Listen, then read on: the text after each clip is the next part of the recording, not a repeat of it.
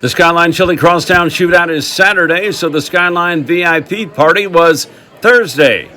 And where else? Skyline on Sycamore, downtown. There were balloons, D'Artagnan the Musketeer, a blob, cheerleaders, and a Bearcat.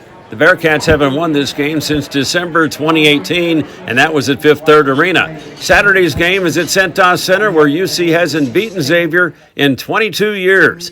Let's hear from the famous people. It's hard to really compare this game to any other rivalry simply because we don't share a conference, but we're just miles apart in a city that loves college basketball. I'm proud that we've had some good results. There's been some good things, but we got a long way to go, and we haven't been tested yet like we'll be tested here this Saturday or this week, right, with what's ahead of us.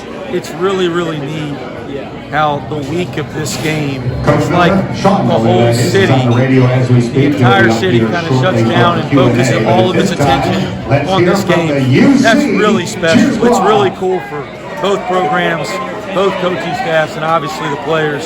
Well, it's the biggest game on our schedule. It's the most meaningful game to our fans, former players, students, and I think you have to acknowledge that. Our responsibility is to be the most ready we can be and to be the best version of who we are.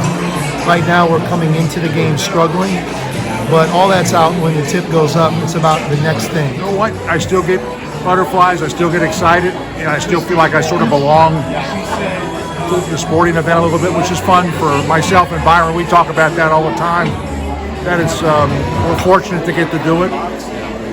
And it is a special deal. I get nervous when I do it, so yeah, it's sort of a little bit like playing, yeah. It's just a different atmosphere, different intensity, because you always draw back from your playing days, and then you want to say and do the things that you did when you were a player, but I can't make predictions. I can't get in the middle of it, but I guarantee you that not just me, Byron Larkin, all the other guys that cover this that are former players in this rivalry feel the same way. So here's the deal.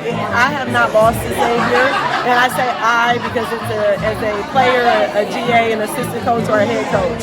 So technically going into this game, Trina is 10-0. But the reason we don't get into that very much is that's not what's important. What's important is that we are playing Bearcat basketball. But it is kind of neat, I guess, and you can boast about it a little bit as a Bearcat. At Skyline Chili downtown, Scott Springer for Cincinnati.com.